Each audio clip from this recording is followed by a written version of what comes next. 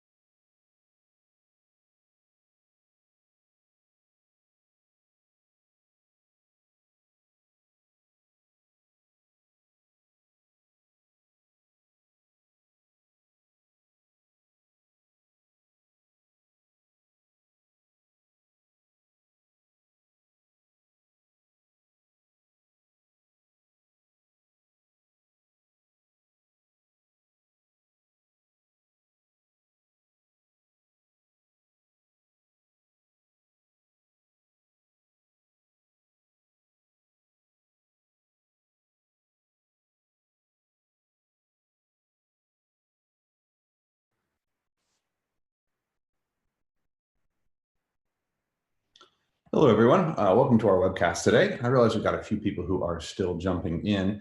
We're glad to have you here. My name's Phil. I'll be hosting this for you here, along with some of our friends from Carbon Black and from MITRE.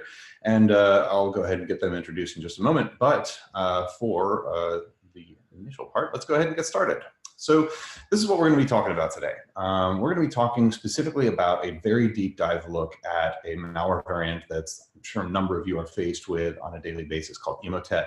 We're going to specifically focus on detecting it through one of its behaviors, that is lateral movement. And we're also going to be showing not only how to maybe use that Emotet as a case study for detection, but also how we can grow beyond that. Basically take our lessons learned from this one situation, this one piece of malware, grow that into something much greater. So that's what we're going to be focusing on today. And biggest question we ever get is, will it be recorded? Absolutely, yes, it will be recorded. You will get an email when we're done with this to the same address that you used to register, and you will get a copy of this, a link to the copy of this that's being recorded, as well as some other materials that we're going to be talking about through the presentation here today. So it's not just going to be a recording, you're going to get some other good stuff as well. Great resources for you to use going forward. Right now, I'd like to introduce our presenters. We've got a great group together, people that I've worked with before, and I'm excited to do so again. So actually, I will let each of you gentlemen introduce yourself. So first up, Tony, please. I am Tony Lambert. I'm a detection engineer here at Red Canary, and I help detect threats like Emotet on a daily basis and figure out how we can detect more of them. Excellent. Good to have you back, sir. And John from MITRE, can you jump in as well? Yeah, hi everybody. My name is John Wonder. I'm a cybersecurity engineer at the MITRE Corporation. I work mostly on the attack project. In particular, I focus on building cybersecurity detections and analytics to find attack techniques. Excellent. Glad to have you here. And last but not least, Rick, can you please jump in? Sure. Rick McElroy, head of security strategy for Carbon Black. Really just focus on helping our customers and potential customers mature what they're doing from an endpoint perspective out there. Excellent. Glad to have you as well. My name is Phil Hagan, and I work with Red Canary as our digital forensics and incident response strategist, kind of making sure that what we're doing at Red Canary is fitting in with the customer base in terms of what their DFIR processes and teams are doing. And I'm also a senior instructor with the SANS Institute, where I focus on network forensics. And although that's not endpoint, we're going to talk a little bit about how that dovetails as well. So great group, and really excited to bring this to you today. Here's basically what we're going to be covering. We're going to be talking, first of all, just what is lateral movement. The name suggests what you're doing in an environment when that happens, but let's talk about why that becomes something very important for us to detect in the first place. We're going to talk about then how to do that, and then focus on Emotet as a single use case. Basically, we're going to say, how do we do this with Emotet? And we're going to build beyond that, pivot out and say, what else can we learn from that one example? And that's going to then be built into a couple of others as well. So we'll talk about some other threats and some that aren't even malware based, some that you might see in your own environment. Then lastly, we're going to talk about mitigation, because detection is great. Mitigation certainly is the angle that we should be looking for in most cases. So starting out on lateral movement, I wanted to talk just a bit about what this is. And actually, John, I'd like to ask you if you can kind of give us a little bit of perspective on lateral movement in general, and about why this is something that is important enough to hold such a big category in the overall attack framework. Yeah, sure thing. So I guess to start with, I Googled what lateral movement was, and the first thing I found is that it is lateral flexicons within equestrianism, so horses. And that's not what I'm an expert in, so if that's where you're here to learn, unfortunately, I'm sorry to disappoint you. What I'll be talking about is lateral movement as a tactic that adversaries use to attack systems. So within attack, if you're familiar with attack, we have a number of tactics. These are the kind of technical goals that the adversaries want to achieve. And one of those goals is lateral movement. So if you look at the attack matrix, lateral movement is one of those columns. And what this is really used for is to access other hosts on a network or on a system. And the reason that adversaries need to do this is once they achieve initial access, they're often not going to be where they want to be. It'll often be a target of opportunity, somebody who clicks on a spear phishing attachment, or somebody who clicks on a drive-by compromise. And it won't exactly be where they want to eventually get to, or they'll want to get to that plus somewhere else. And so what they need to do is use that initial access. So once they have a foothold, they need to use that and then go somewhere else. They need to access different resources. And so this is what lets them kind of do new things and gain different accesses that they didn't have before. And that's basically what lateral movement is in a nutshell. And then we'll talk a little bit and dig into the different techniques that they use. So if you think about attack again, looking down that column, what are all of those different techniques that they can use to do that? Got it. Excellent. Yeah, attacker needs to get in by any means available, any means possible, and then they've got to do their dirty work. Rick, I was hoping you could jump in and kind of give us a little bit of perspective on how frequently this is seen. I think you and I have some experience firsthand, as well as some statistics that you'd looked at from some external sources as well. Yeah, 100%. So, Carbon Black puts out a quarterly report, right? And the quarterly report is really sourced from our incident response partners, right? So the folks that are actually out there doing the compromise and breach assessments. And there's some interesting things around lat movement and Emotet in particular. So Emotet was the top commodity malware family seen in 2018, which I think is pretty surprising given what its target originally was, which was banking systems. And what we're also seeing is that 60% of the attacks now involve lateral movement, right? And so you're going to see these techniques baked into common crimeware. We saw some of those lateral techniques put into WannaCry and NotPetya last year, all the way down to something like a Trojan, like Emotet. So I think when you start to take that broad brushstroke, you look at it and you say, oh, okay, cool. Well, if 60% of the attacks are involving lat movement, that's probably something I should spend some time and focus on. And I think it's a great area to start to detect and prevent some of this stuff. Excellent. Good information. It's certainly interesting to hear the 60%. And, I talked with a few colleagues leading up to this presentation today. And I think depending on the type of threat groups you're looking at, that's only going to get higher. So very useful for us to focus on it. We're going to look now at specifically within the category, it's fairly broad, of lateral movement. John, I was hoping you could talk a little bit to some of the factors that go into what this detection capability is, or this behavior rather. Yeah, sure. So I was doing research to prepare for this webinar. And so I wanted to understand, what are all the different ways that adversaries have used lateral movement? Obviously, we're probably familiar with some of these already, and maybe others of them are new to you. But what I tried to do really was kind of group them into what are some common approaches that the adversary used. So one common thing I saw, or a common pattern across a lot of these, was looking for usage of shared resources. So, resources that several different computers or users at an organization have access to. Because what they can then do is kind of taint those shared resources and use that to move laterally. And so if you look at things like the use of file shares or application deployment software, logon items and web routes and things like that, they're looking at those shared resources and they're trying to use those shared resources to then move from where they are to something else that is sharing those resources. Another common thing we see is that it'll be remoting techniques that are used by normal users every day. So, things like remote desktop protocol and SSH and other remote services. These are things that, we use to quote unquote move laterally as legitimate users. And they're obviously things that also the adversaries use to move laterally as well. As we know, adversaries love to live off the land and use things that we're already using. And so this is another case of those things. So that was another kind of common pattern that I saw, was techniques used by normal users. And so I think across all of these, what you'll see is that it's really going to most of the time be usage of legitimate behaviors, including some of the things that we'll be talking about today for Emotet. And that makes detection a little bit trickier than something that, you can immediately tell is malicious. So it's something you'll have to watch out for. For what we talk about today, and more generally here, you'll need to think about, how do I distinguish the good from the bad, really across all of these cases of lateral movement. Yeah, and that's certainly a very common kind of an underpinning to a lot of what we do is, you see behavior, how do you know? We'll talk more on that. Tony, can you jump in? And, we've got a couple of these mentioned that we see more prevalently among your work set. Can you give us a little bit deeper insight? Because we're going to spend some time with both of these that are annotated here. Absolutely. As John mentioned, a lot of the tools that we see used for lateral movement that are shown here on the screen, they're definitely going to be something that is used legitimately, used by systems administrators. It's going to be something used by power users in an environment. One of the greatest challenges we have at Red Canary is trying to figure out, what is actually a legitimate authorized administrator, and having the context to decide whether or not this is somebody acting as a bad admin or if it's somebody acting maliciously in the environment. And it all comes down to context. It really does. For the Windows admin shares, we've come across certain behaviors that we know we're definitely going to see for something that is suspicious or malicious. For remote desktop protocol, things like those, it's really a lot harder to try to figure out for BDR data.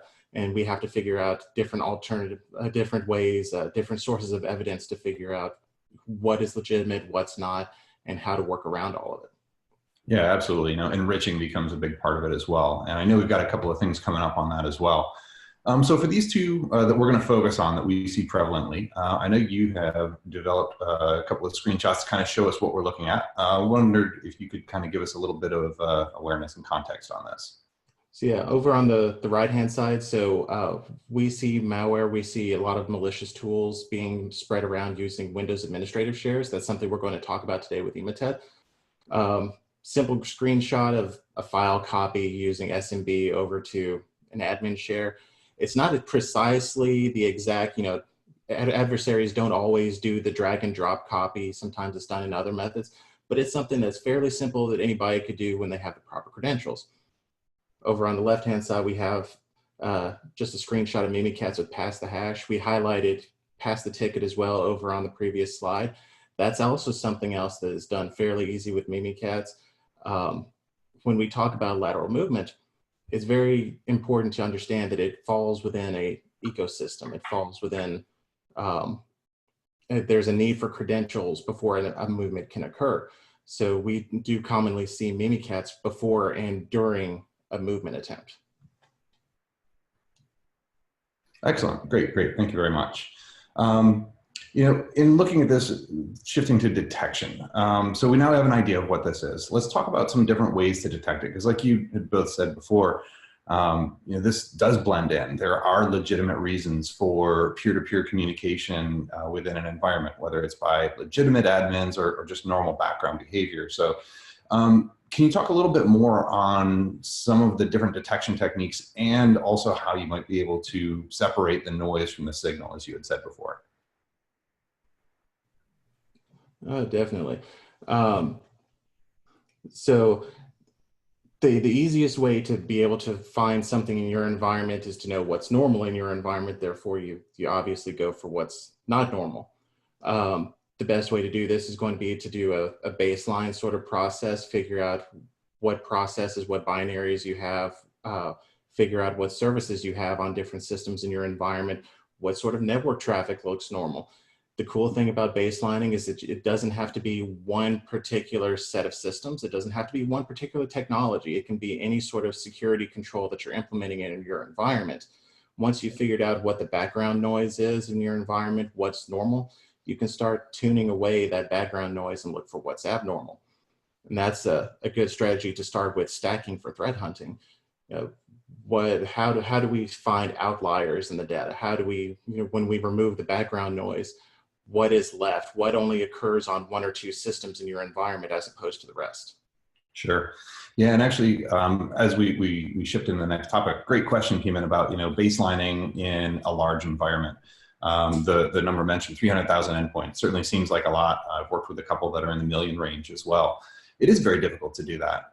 So it's not to say there's going to be one baseline. So one of the things that I know you work with and is a good practice in general, it's kind of segmenting out that environment. You might not have a baseline for all 300,000 endpoints, but what about a baseline for the finance department versus the engineering department versus sales? They all have different behaviors, and finding that right sweet spot of the scale of your baseline and how many of those you're going to manage kind of becomes a good way to apply what we're talking about here, even in those medium to large environments, which is certainly very, very common to see in a modern computing environment.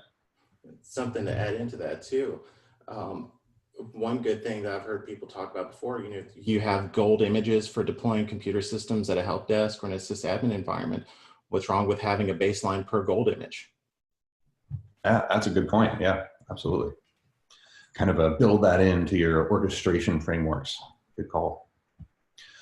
Well, detection's great, mitigation's better, right? Let's try and minimize the number of things that we're going to have to focus on that are included in that baseline. So let's go ahead and talk a little bit about this. And I'm going to start out on the segmentation side, because that's network architecture. And that certainly is something near and dear to my heart, coming from a network forensic and an investigative background. And we kind of touched on that a moment ago with, if you maintain smaller segments of the environment, that sales department, that engineering department, then you're building a smaller surface area for that attacker to spread laterally within. So that's certainly one best practice. And there are different ways of doing the segmentation, but it's one of the first top critical security controls for a reason, because it really is a big bang for the buck type of an approach, but certainly not the only thing. So let's talk a little bit more about some other mitigations that we can put into play. Patching, that's one that I think we can talk to. So if you guys want to expand a little bit on that and why it helps us to mitigate. I'll jump in. I mean, if you sort of look at the evolution of Emotet itself, it was doing some things, and then of course all of the releases came out, right? So eternal red, eternal blue, those types of techniques, and then they were adopted by the authors probably because it's easier, frankly speaking. And so, yeah, good patching is still a mitigation, right? I mean, that patch has been available for 18, 19 months now. And so while Emotet isn't only going to use that technique, a bunch of the things out there do.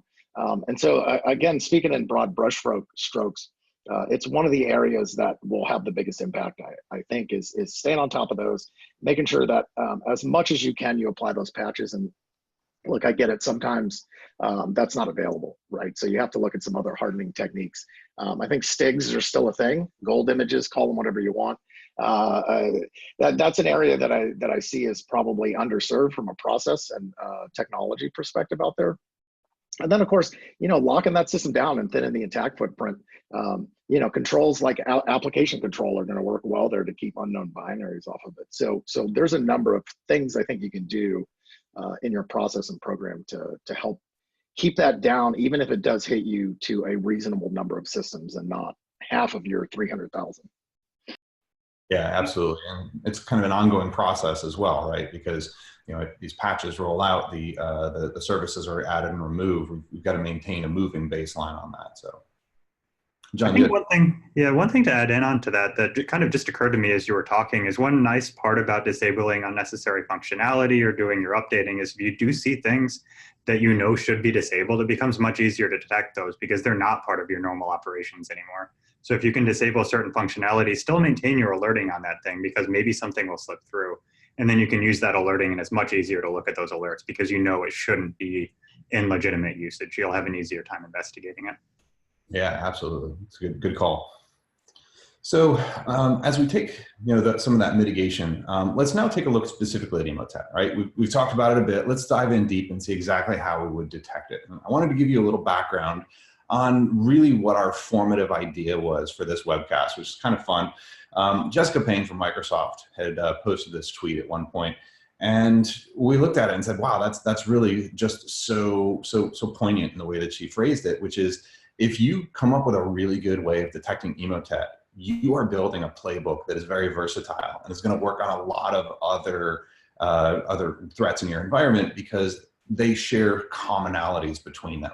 So we're not saying build a signature detection for Emotet. We're saying let's look at these behaviors that can give us that bang for the buck. So this went out when we started thinking, kind of chatting internally on Slack. We said this would be great, and then it kind of sealed the deal when Brian Baskin came out with this meme on the reply chain here, which was certainly an appropriate homage to the dodgeball movie. If you can dodge Emotet, you can dodge an advanced actor. You can dodge that APT because of the fact that you built the skills needed to, of course, classically dodge the wrench. It's going to certainly be helpful in a lot of different capacities. So given those, let's kind of move forward a little bit. And Rick, I know your team did a lot of work specifically with Emotet, and I was hoping you could give us some perspective on what you did and kind of what the benefits of that were to your folks. Yeah, 100%. So I think the team got alerted, started digging into it, and it's a quite interesting piece of malware, right?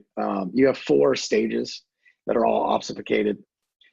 So that makes traditional prevention and detecting techniques a little harder because what we've seen is it's going to change its behavior based on what they want to do, right? You'll see Emotet probably use or have one of the following 4 modules. So it's going to have a banking module, right? That's really set around intercepting network traffic from the browser to steal banking details. There's going to be an email client info stealer module, which is really to take creds out of email. A browser info stealer module, again, to go into your browser, get passwords. And then a PST info stealer module, which is really going to start to read through Outlook messaging archives, extract sender and emails. And then, of course, it's going to use those to try to get more phishing victims along the way. I think one of the interesting things is that it's pretty polymorphic. So again, it's going to change what it does depending on when it's been downloaded and what the C2 channel on the other end wants it to do. The other thing that was pretty interesting is Emotet actually knows if it's running inside a sandbox. So it actually knows if it's being VM'd, and it'll actually lay dormant if it detects a sandbox environment. So what you start to see is a very old piece of malware start to do things like detect whether or not you're trying to explode it in the sandbox and detonate it, right? I think those particular things become concerning from a future of malware perspective, right? So what we see is, again, the attackers are becoming more sophisticated, and they're baking this stuff in and actually starting to use command and control in a traditional sense to change what that footprint on your endpoint's going to do. Yeah, definitely. Well, that's great information, and I know that we're going to be including a link to that report that your team put together in the email that'll go out at the end. And just to reiterate for everybody, because we've had a couple of additional questions for people that joined after the beginning, we are going to include a recording in that link, so you'll have all that information available to you. But in the case of Emotet, you learned some fantastic information, and I wanted to kind of shift that into the attack framework world, specifically focusing on what you learned about that lateral movement that they had conducted and kind of where that comes into play. Yeah, so when you start to really see how Emotet, performs its lateral movement, what you see is if it's connected to systems on a network, it's going to start password guessing its way onto other systems. So the first thing it's going to do is try to password stuff into your admin shares. So again, from a hardening perspective, if you can turn them off and you don't need them, do. I think you'll probably start to stop the first technique. What it'll do then is if it can't actually do a lateral movement through those means, it'll actually start to look at eternal blue and double pulsar, right? So I think those have been fairly wide known and been fairly known out there since WannaCry.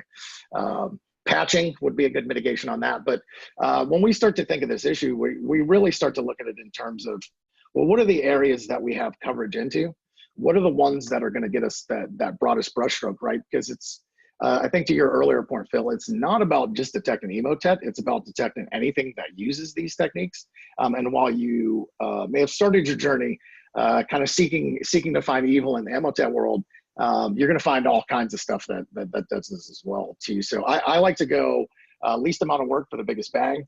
And so what you can start to do is really, once you've got visibility into the problem, and maybe that means, hey, I don't have true EDR logs, so I'm going to have to start to look at things like Windows eventing, right? Some network stuff to look for new CT channels. Sure. You can start to focus that and really focus your team around, okay, cool. Well, if I can detect these lateral movement techniques, so ignoring all of this stuff that I could go after, then I can focus the team around creating good detectors in that area, right? And so I think it becomes almost like the opposite of the pyramid of pain, right? Where you start with, I can detect all of these things, but what do I want to detect that's going to give me that biggest brushstroke? And so, yeah, so you take those, you focus down on lateral movement, and then you can start to create those high fidelity rules and detectors that are going to yield that fruit based on your baseline and what you know about the Emotet itself. Great. Yeah, and there's one other thing. We were talking about this in the lead up as well. It's not just bang for the buck today. Let's look at that in terms of an investment model as well. Because what we're seeing a nation state actor use now, it's a matter of weeks or months, maybe even less, until that technique gets adopted by organized crime actors, certainly in the Emotet field as well. And then that's going to get proliferated out into commodity capabilities. And you could argue that Emotet's almost jumped that chasm into commodity capability because it is so easy to get hold of in the underground. So seeing some of these techniques that you're looking at that today you're not expected to see those based on your threat profile, just give it a little bit of time. It's probably going to happen sooner than you might imagine. And one other note, administratively, we've got a lot of good questions coming in that we're going to work to get to throughout the presentation. If you do have those, please feel free to type them in. We're going to be going through them as we can, and anytime we have at the end, we'll be able to answer those as well. So you've got the question interface in your Zoom window right there. Well, now that we've talked a little bit specifically about Emotet and its use of lateral movement in particular, biggest question that we often get, and I've actually got a couple of questions that you in the seminar today have posted as well, as where do we start? It's a very common question. So let's look at this kind of strategic goal that we have of building a detection capability, not just a detection, and kind of look at how that's going to iterate over time. Where do you start? Well, we're starting with Emotet in this example, and we're going to use this as a model of building that kind of strategy overall, and then expand to build that into a wider set of threats. So we're going to show you all of that right here in the remainder of the webcast today. Starting specifically with, again, the Emotet capability example. We wanted to talk just a little bit about the lateral movement, specifically bringing that back into the techniques within the MITRE framework. And Tony, I know you and John have a little bit of a thought there just in terms of what you're seeing. Yeah, sure. So the important thing with lateral movement, especially in Emotet's case, lateral movement doesn't just exist in a vacuum. It has, its behavior only has context when it's associated with other behaviors that are surrounding it. So it's going to fall into kind of a chain of activity. It's going to fall into a chain of adversary, intent here. Before a lateral movement can occur, we have to have credentials. That's where Rick was talking about earlier, how it tries to scrape credentials out of trying to get passwords out of your browser, trying to get passwords out of your using netpass.exe from network credentials, things like that, to create an enriched word list and try to brute force credentials. The actual movement itself over the network is conducted using Windows administrative shares. That's an SMB connection. That's something that is very common on nearly every Windows network that you've ever used or will ever use. That's not something that's going to be turned off. That's not something that you can get rid of. It's just something that's naturally part of the Windows ecosystem. It's something that's a lot harder to try to monitor and maintain as well, especially as new versions of SMB, get more advanced with security, with encryption. It's going to be harder to maintain, visibility inside SMB network traffic. The really good opportunity for us to detect Emotet comes at the execute and persist stage. At the end of a Windows admin share movement opportunity, at the end of this file copy, there's going to be a new service that is scheduled on the victim host, on the remote host. Again, this is done via an SMB signal. SMB, again, is not something that you're going to turn off on a network. It's not something that you can just get rid of overnight. You're going to have a lot of mad admins if you turn off SMB overnight. Yes, absolutely. Having accidentally done that once or twice, I can definitely attest to that. Very good. Well, there's a lot of other things that Emotet will do as well, and we're going to talk about how to use some of that to differentiate, good from bad, for example. But let's talk about what it looks like on the endpoint. We're taking this from an endpoint-centric, kind of an EDR-based approach, but I also was hoping to talk on how we can expand our evidence set to improve our views as well. Sweet. So the primary things we look for at Red Canary for Emotet is going to be a process that looks like it's been scheduled as a service. So it's going to have a parent process of services.exe. If it's been copied via Windows administrative share, it's going to have a very specific file path. It's going to be in the Windows System32 or Syswell64 folders on a file system. And if you're using data other than EDR, if you're using other things other than process execution data, this becomes apparent in those data sources as well. If you're able to capture, with offline disk forensics or something else, the Windows registry for an infected system, you're going to see these service creations inside the Windows registry. If you're offloading all of your event logs over to Splunk or another SIEM, you're going to be able to see event logs showing a service has been created, a service has been started, stopped. The primary one I've seen people recommend is looking for event ID 7045, a new service has been created. Yeah, absolutely. And certainly speaks to the fact that no one observation platform or tool is going to give us the all-seeing vision that we might want. Of course, the counterpoint to that is looking at everything, looking at all evidence from all sources is going to be just overwhelming. So we've got to try to find that balance to strike. And talks to underscores what Rick was saying earlier, specifically about the the bang for the buck, trying to figure out which ones are the most valuable. So, very good stuff. Yeah, especially when log storage costs you so much too, right? I mean, that's a huge consideration. It's like there is a massive cost to logging. So Yeah, I think choosing the right things to log is just as important as logging itself. Yeah, absolutely. And, retention policies even fit into that as well. You've got your inside counsel capping you at X number of months. That the dwell time an attacker enjoys is probably going to exceed that at some point in your career. So I like that about the log storage. Yes, hard drives are getting cheaper, but it still hurts to do the purchase forms. Absolutely. And you can't do it off of green drives from Amazon Prime either. So absolutely. Let's talk a little bit on baselining. And I know we had a couple of points that we were going to talk about, and we're going to focus just on one specific mechanism of baselining. Of course, there's a lot of them. Questions came in regarding frequency of those rolling baselines. How do we manage those for multiple clients? And that's certainly a topic I think we could probably do a series of webinars on someday, because that's a pretty in-depth subject. But we're going to focus it down to just this segment for the purposes of the webcast today. So give us a little bit of insight to signatures, why they matter, and then we'll talk about how we can use those in the case of Emotet. Yeah. So I'm a digital forensic geek, so I like to take kind of a little bit more of a manual approach to baselining. If you've ever taken a SANS class, this process is going to look really familiar for you if you remember your first week. So we already know that Emotet uses Windows administrative shares. We already know that other threats may use Windows admin shares.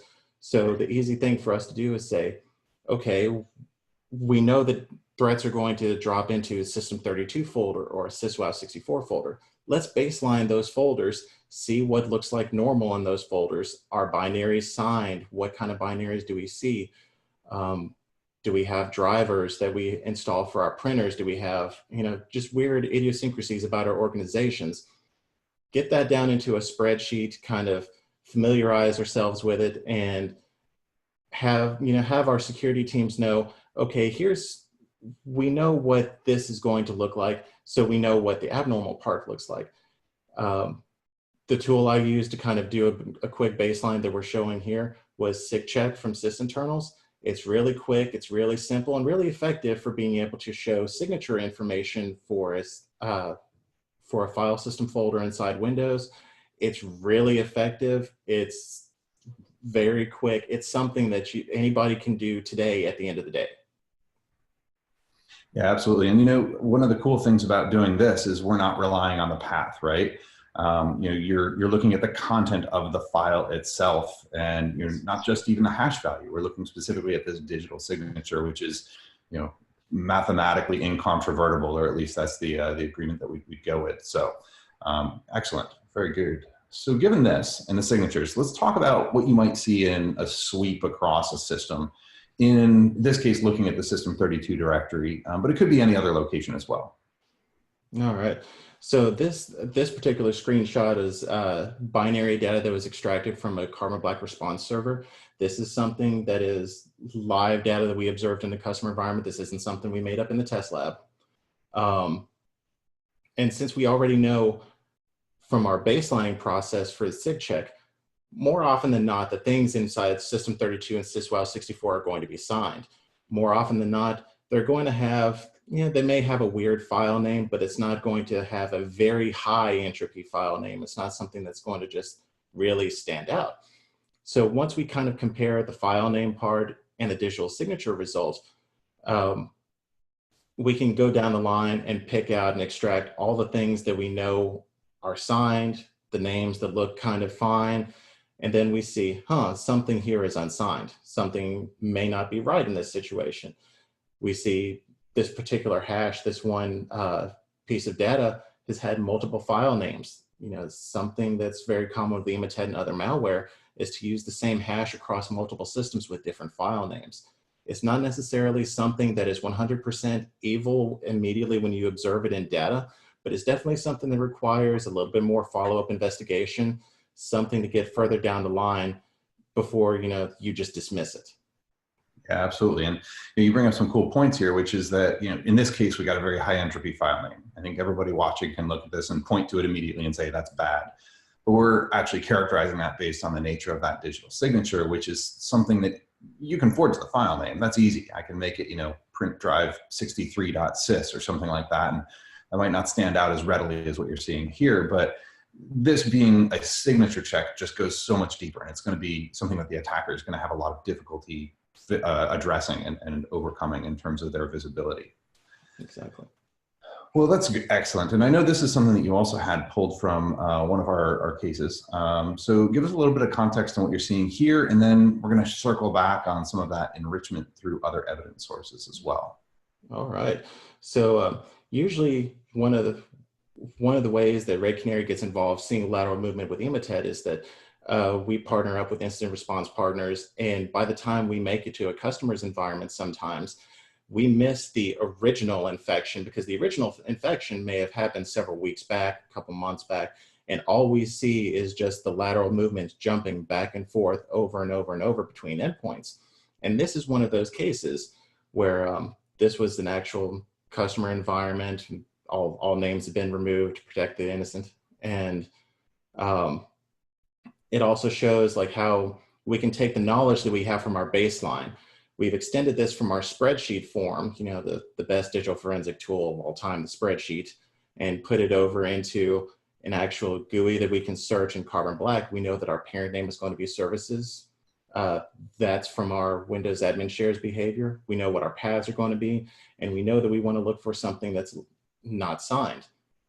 In your environment, you may need to tune this down quite a bit because you may also get, printer drivers. You may get, weird homebrew applications that only your organization has that has been deployed in the System 32 folder for some reason or another.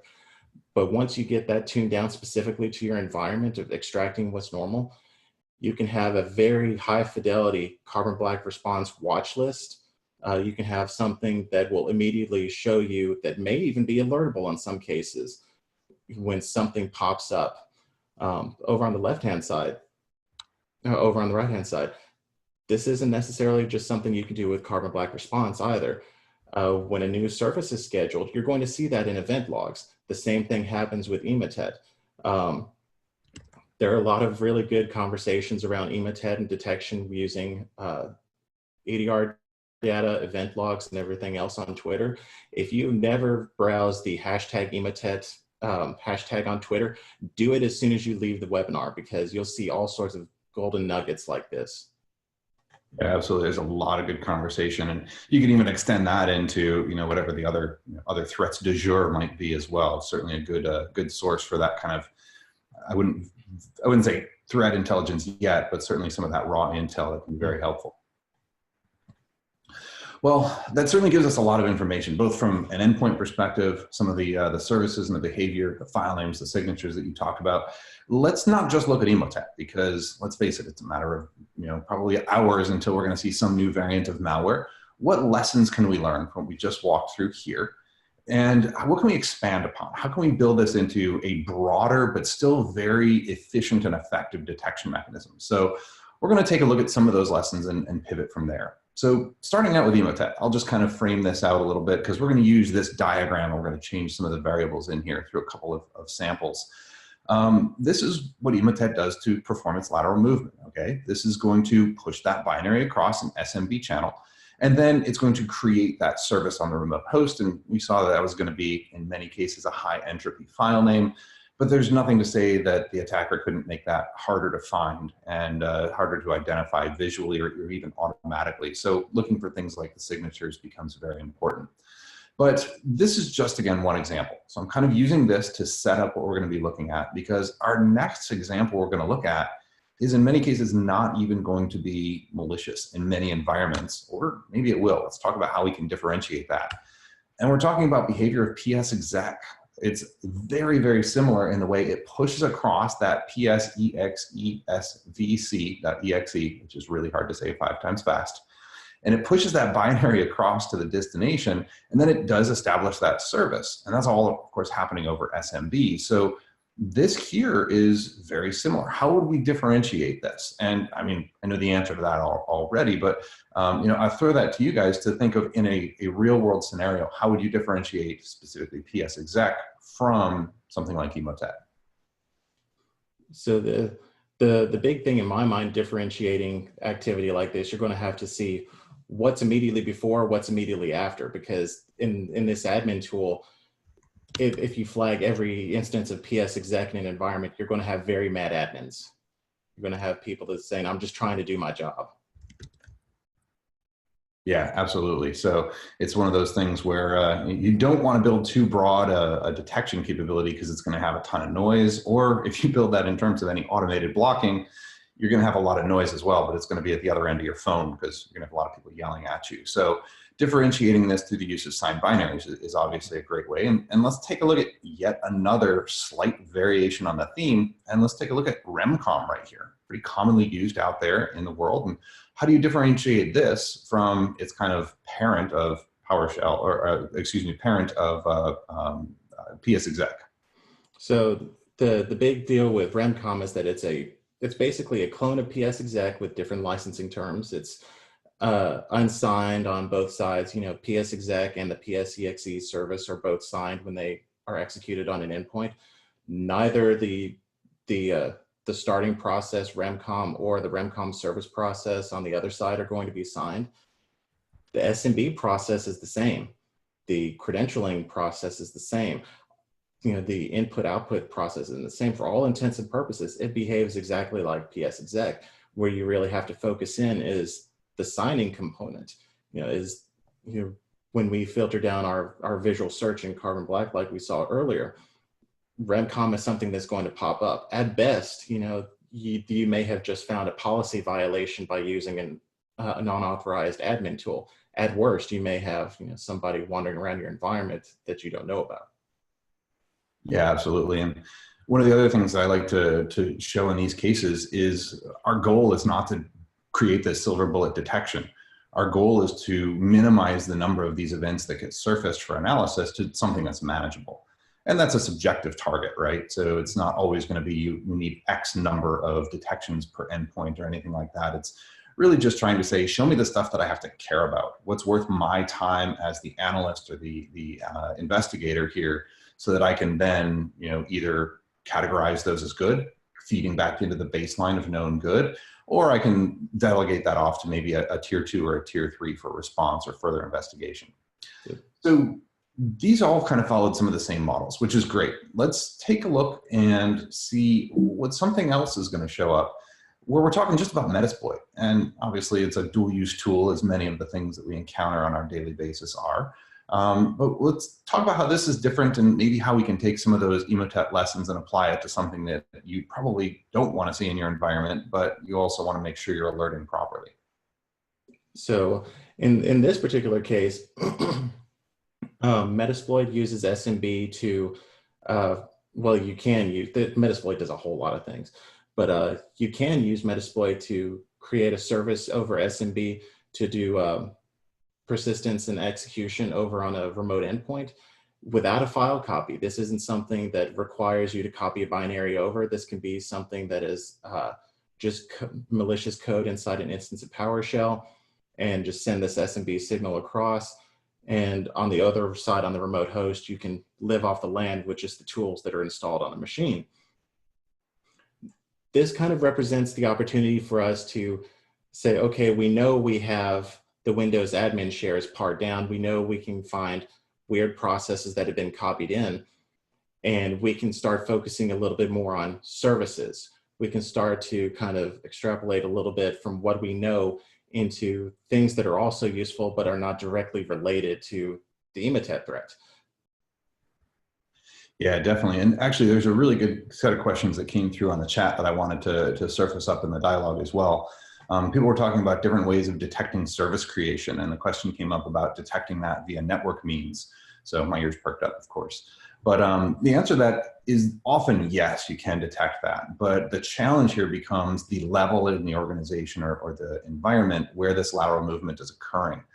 So, if this is if this communication path you see on screen and in our other examples happened to pass by a system running Zeek or running any other, IDS or similar type function, it is fairly straightforward to detect that. But if you're talking about doing this across a layer 2, system within a switched infrastructure, it's very unlikely that most organizations are going to have that level of network visibility. So it kind of goes to the practicality of it. So my comment back in the chat was actually that using something like event logs is probably going to be a better bang for the buck. But of course, that comes with the added technical and monetary cost of storage and analysis. And there's always going to be trade-offs with this. So it's not to say that any of those detection means are wrong or shouldn't be considered. We want to consider all of them and then pick the ones that are going to give us the best opportunity to improve our game overall against the adversary.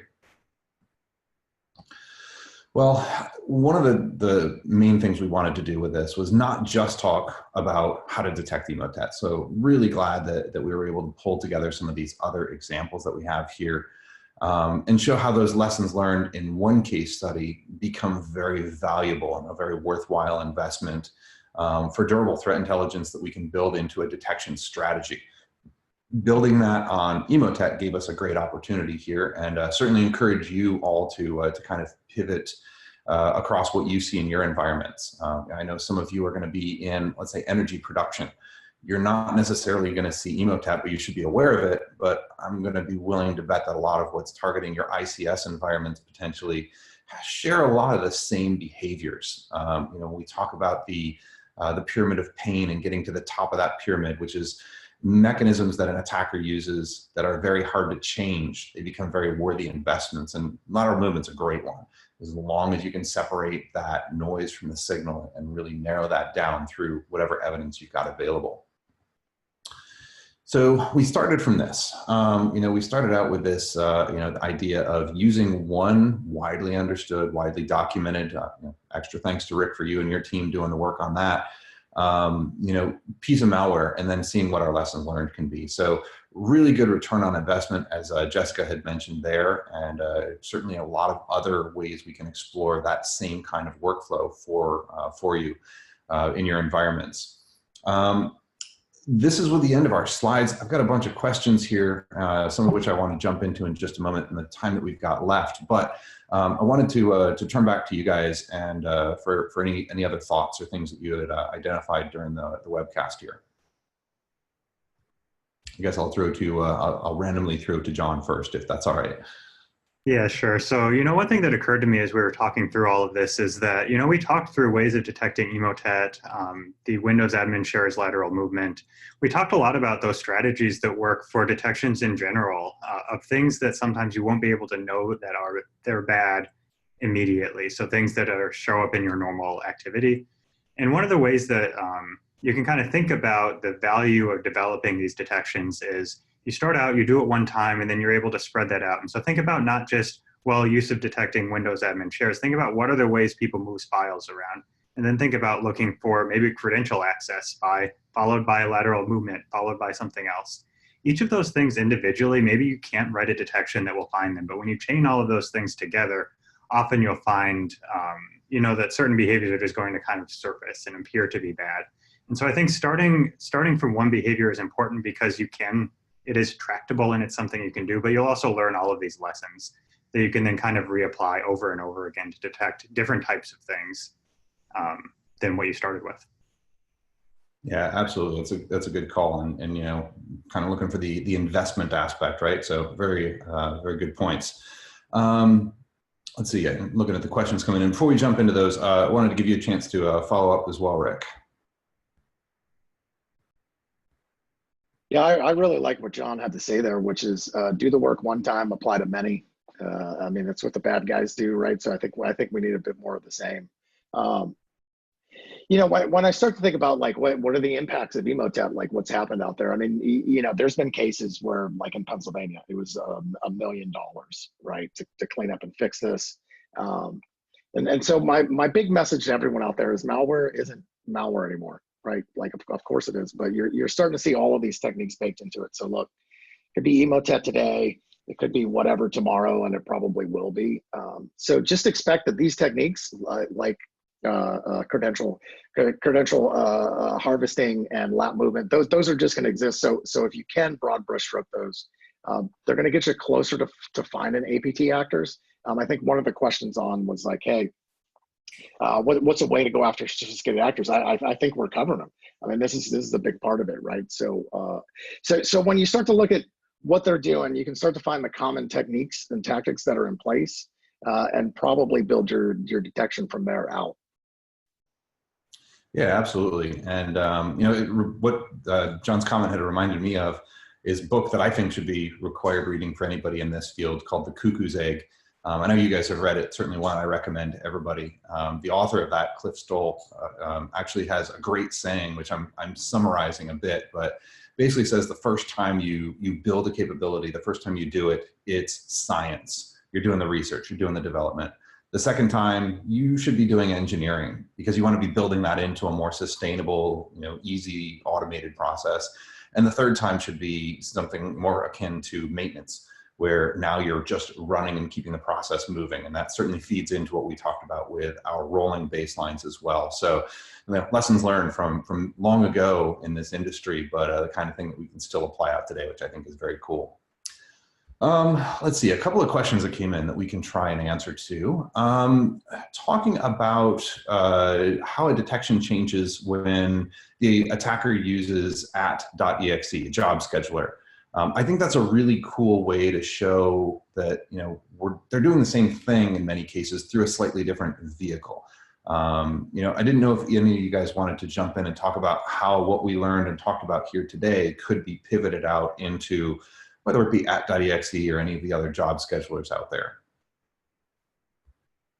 I think it speaks a little bit to not tuning too tightly, right? you want to loosen that up just a bit so that you actually catch those other ones as well. So yeah, so that's where my head goes to immediately is like, if you try to ratchet that down and say, hey, just task scheduler is going to kick this off, then you're probably going to miss it, right? But what's the behavior of that service once it's actually started? Can you trace that back to the host that it kicked it off from? Again, to contextualize that entire thing for you.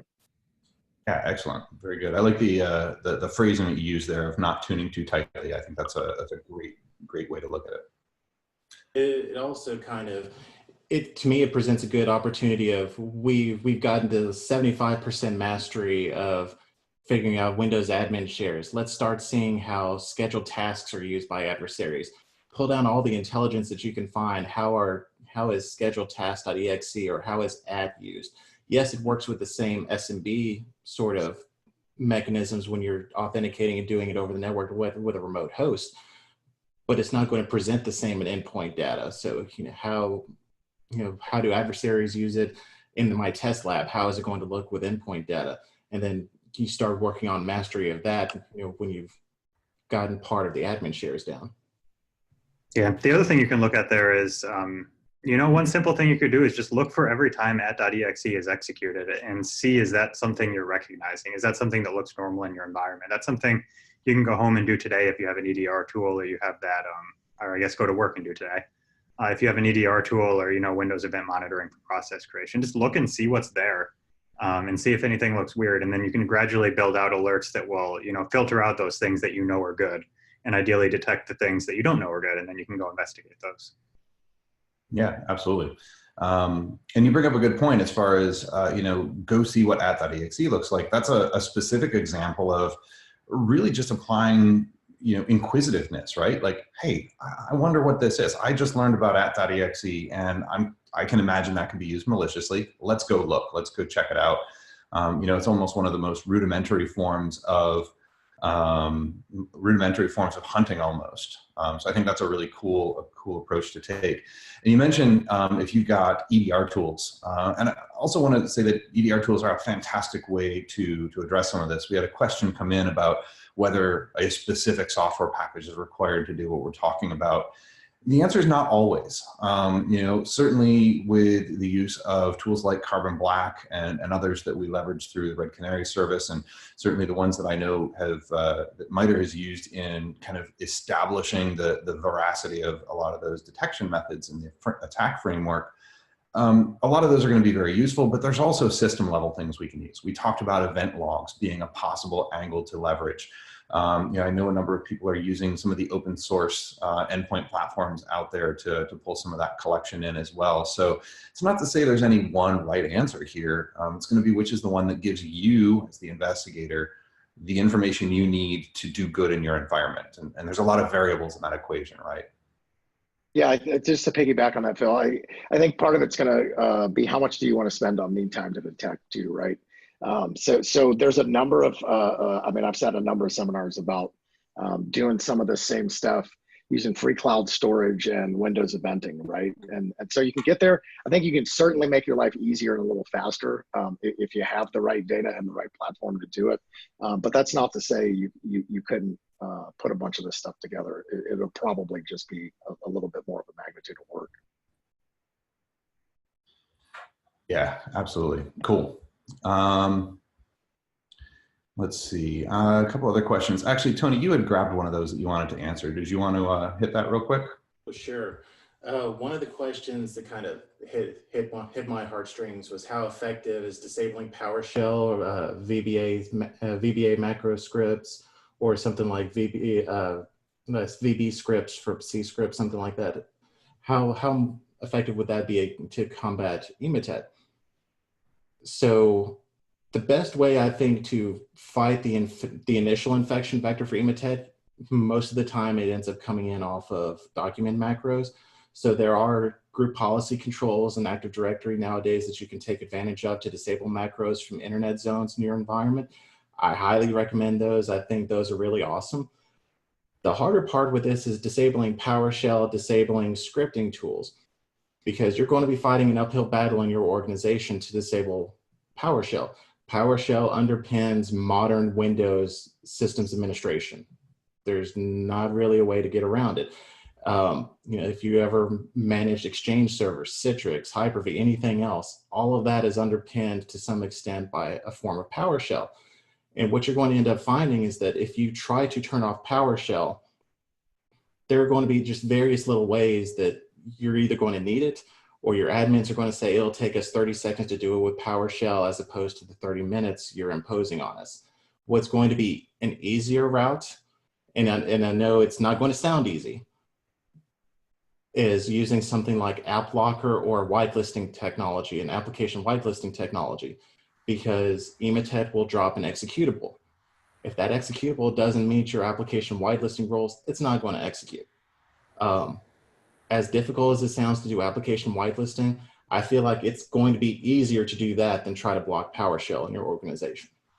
Yeah, Tony, there was a question that came up on the chat earlier about exactly that, right? And so I always look at that as like work buckets. Like, where do I want to put my work and time? If I can prevent 80% of the things and then go after detection for the last 20, that may be correct in my environment, or it may be incorrect, and I have to flip that and go 80% detection and 20% prevention. I can't really, without knowing more things about an environment, it's hard for me to give that advice. But I think that all comes down to good strategic planning in your environments. Yeah, absolutely. And I think talk about the strategic planning, that really it requires your security team to understand the business cases in different areas of your organization. Does PowerShell have a legitimate business use? Does anything else have a legitimate business use? Is the extra 30 minutes of time you're imposing on your users going to cost you money in the long run? Yeah, definitely. All right, so let's see. I realize we're coming close to the end here. Now, we've got some other questions, and we're going to be willing to hang in here and try to answer a couple of those that are germane to the topic that we've had so far. I did want to just close this out by saying, for those that need to drop off, I want to respect your time. We appreciate you spending a little bit of your day with us today. And certainly want to thank our panelists as well for the great insight, both during the presentation and leading up to it. One of the questions that came in is, are we going to be doing more of these? The answer is yes, absolutely. We are aiming to do something along the lines of this on a quarterly basis.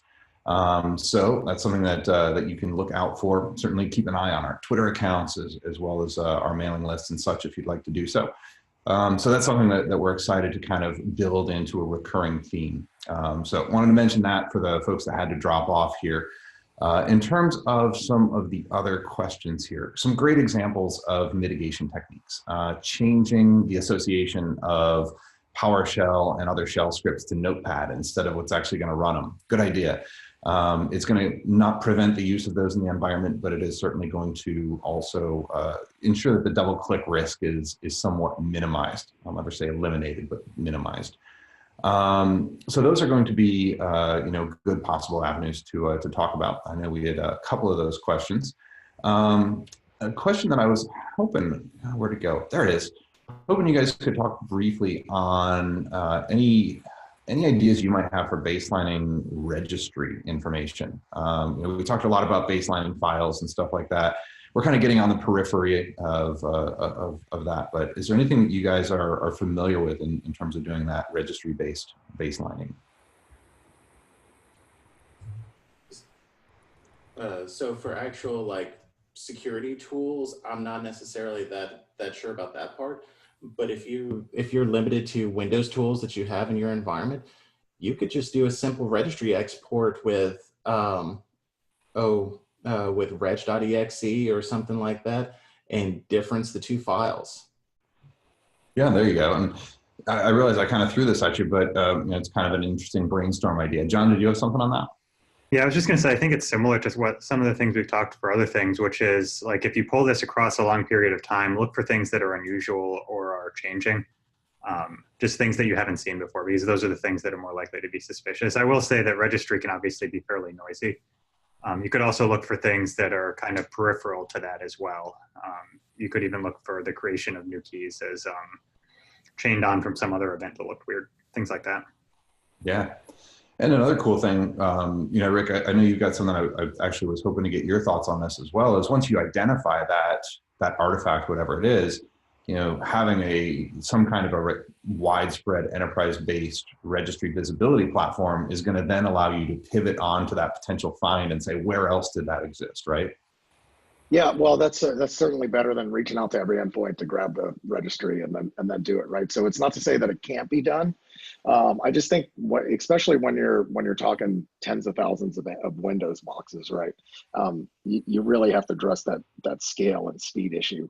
So again, part of that's going to be how much money do you want to sink into it, because that's going to yield a certain ROI. I think it's valuable. But I'll be honest, I would love if anybody's on that wanted to talk about that a little bit more, because I think at scale it's certainly a challenge. There's some things you can do from an attack surface perspective and a lockdown perspective to minimize the changes to the registry, right?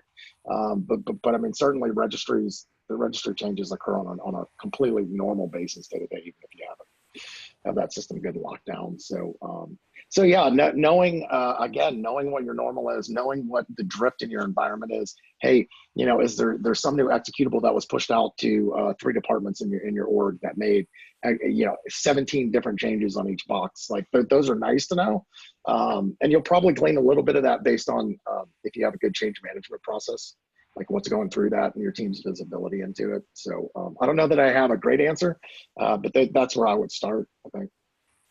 Yeah, well, I love all those responses because it shows that, it requires honestly some creativity. I'm trying to think of how you might address this and then experiment, see what works, get rid of what doesn't, leave what's left. And that's an ongoing process. You can look at that 2 ways, right? You can look at that as, a continuous cycle, or you can look at that as job security for us, which, I guess that's not a bad way to approach it. Yeah, and I think too, just real quick on that one, Phil, like it's probably easier to do in your server environment than on your desktops first. So if I was going to start, maybe start in a rational environment that doesn't change very often, work out the process and then go out and probably selectively do it on endpoints I was hunting on. Is probably Absolutely. And you could even take the concept that you just said on servers and expand that into a little bit of what we talked about with segmentation, which is if you've segmented out your research and development section, let's say, you could maybe apply those more tight controls, the tighter tuning, as you said earlier, to an area where you've got a higher tolerance for more restrictive controls, because it is the crown jewels of the environment, or it is the super secret sauce of the company, or whatever the case might be. So whether it's servers or whether it's a user segment in a small population, I think that's a great way to taste test your approach and see how it works. Absolutely. Let's see. There are a couple of other questions in here. Some of those are I know getting into some interesting periphery topics, but we'll try to put some answers of these together as well. Oh, a good comment from Kyle on RegShot is a great tool for diffing registries. I've used that a couple of times. So I know people were asking for specific tools, so that's one to look at. Just RegShot. And a number of people were asking something that I want to use to kind of tie it up here, which is, all right, so we talked specifically about lateral movement using Emotet, or how Emotet performs that. But we talked about how it can be leveraged with something like Mimikatz, like what other tools are out there. And I want to kind of close this out by saying our focus shouldn't necessarily be on a tool or capability-centric view of what bad things are. We're instead looking toward the behaviors. What that lateral movement artifact will identify things like Mimikatz with Pash the Hats. It will identify things like Emotet or the other variants around it that we talked about in the webcast today. And the idea is that we want to look for that behavior because it's a good bang for the buck, where we're going to be looking for all manner of malicious capabilities that leverage that approach. So I don't like to look specifically for a thing or a tool. I want to look for those behaviors, and it gives us a great opportunity to kind of expand our capabilities overall. Before we sign off here, just wanted to give you guys a chance. Any other takeaways, last thoughts? The only thing I would say is I love your last statement there. That was exactly what I would have said. Really focus on looking for behaviors versus specific tools, and you'll get a lot of bang for the buck. And maybe you do that with the tool, but this is the lesson we learned from the Pyramid of Pain. It's what attack is all about. So awesome answer. Absolutely. And thanks to you and your team for putting all the great continuing work into attack, because it kind of gives us this terminology that we can use to talk about these behaviors instead of having, what would be an infinite matrix of every malicious capability out there. So very cool. Tony, Rick, any last thoughts? So my last thought, I like the question for how do you detect sophisticated actors, because I remember a statement from actually when I took your network forensic class was the A in APT doesn't stand for advanced, it's adequate persistent threat. I'm very much a subscriber of that. And if you focus all of your time on trying to run after 0 days, if you're running after all of the latest, greatest, stunt hacks that you might see on the internet, you're going to miss out on real world threats that you can focus in on by just looking for macro enabled documents executing, PowerShell or auto run key, something that is so intensely simple that it doesn't require a lot of tooling to do. So start small, start simple, look for the adequate, then start looking for the advanced. Yeah, absolutely. Crawl, walk, run, right?